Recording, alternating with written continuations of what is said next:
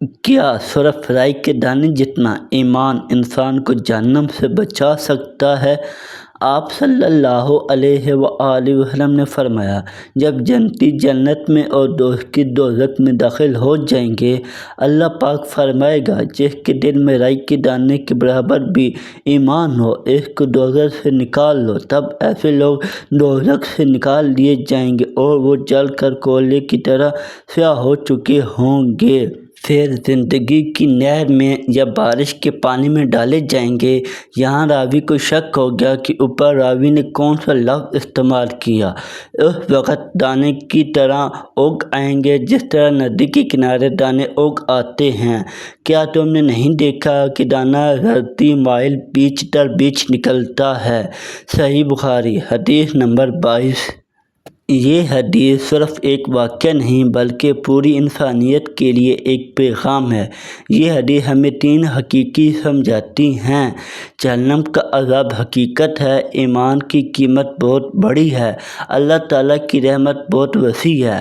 آج بہت سے لوگ گناہوں میں ڈوب کر یہ سمجھتے ہیں کہ شاید اب ہمارے لیے بخشش نہیں، اور کچھ لوگ اتنے بیوقوف ہو جاتے ہیں کہ جہنم کو بھول جاتے ہیں۔ یہ حدیث دونوں کا راستہ دکھاتی ہے، نہ مایوس ہونا، نہ بے خوف ہونا۔ قیامت کا خوفناک منظر۔ ذرا تصور کریں، قیامت قائم ہو چکی ہے، سورج غروب ہو چکا ہے، لوگ اپنے اعمال کے حساب کے لیے کھڑے ہیں۔ کسی کے اعمال نامے دائیں ہاتھ میں دیے جا رہے ہیں اور کسی کے بائیں ہاتھ میں۔ پھر فیصلہ ہوگا، کچھ لوگ جنت کی طرف جائیں گے اور کچھ لوگ جہنم کی طرف۔ جہنم کوئی معمولی چیز نہیں۔ قرآن پاک میں کہتا ہے، جب وہ جہنم میں ڈالے جائیں گے تو اس کی خوفناک آواز سنیں گے۔ جہنم کی آگ دنیا کی آگ جیسی نہیں۔ نبی کریم صلی اللہ علیہ وآلہ وسلم نے فرمایا، دنیا کی آگ جہنم کی آگ کا صرف 70واں حصہ ہے۔ سوچیں، وہ لوگ جو گناہوں میں زندگی گزاریں گے، نماز چھوڑیں گے، اللہ کو بھلا دیں گے، وہ جہنم میں جائیں گے، لیکن پھر اللہ تعالیٰ اپنی رحمت کا ایک حیرت کن فیصلہ فرمائے گا۔ اللہ کی رحمت کا اعلان۔ اللہ تعالیٰ فرمائے گا، جس کے دل میں رائی کے دانے کے برابر بھی ایمان ہو، اسے جہنم سے نکال لو۔ اللہ اکبر! کتنی بڑی! دل میں ایمان کی تھوڑی سی روشنی بھی انسان کو ہمیشہ کے لیے جہنم سے بچا لے گی۔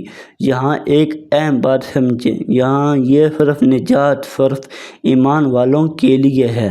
کفر اور مشرک جو بغیر توبہ مر گئے، ان کے لیے ہمیشہ کے لیے جہنم ہے، لیکن وہ مسلمان جن کے دل میں ایمان تھا، اگرچہ گناہوں کی وجہ سے جہنم میں چلے گئے، اللہ تعالیٰ آخرکار انہیں نکال لے گا۔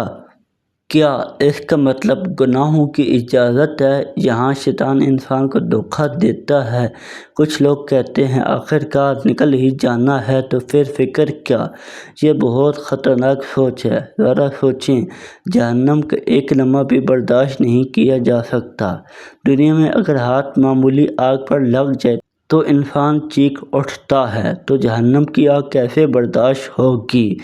اس لیے عقل مند وہ نہیں جو گناہ پر ڈٹائی کرے، بلکہ عقل مند وہ ہے جو جہنم سے بچنے کا کوشش کرے۔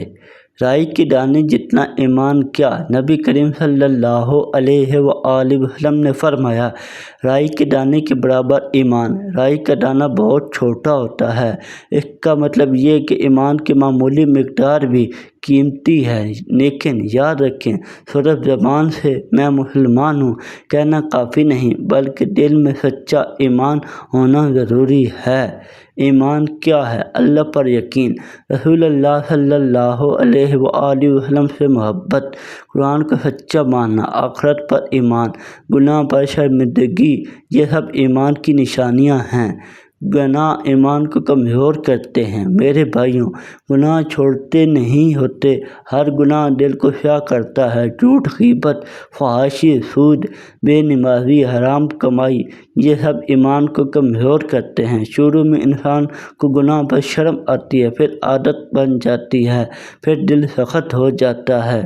یہی خطرہ ہے، اس لیے ہمیں ایمان کی حفاظت کرنی ہے۔ ایمان کیسے مضبوط ہوتا ہے؟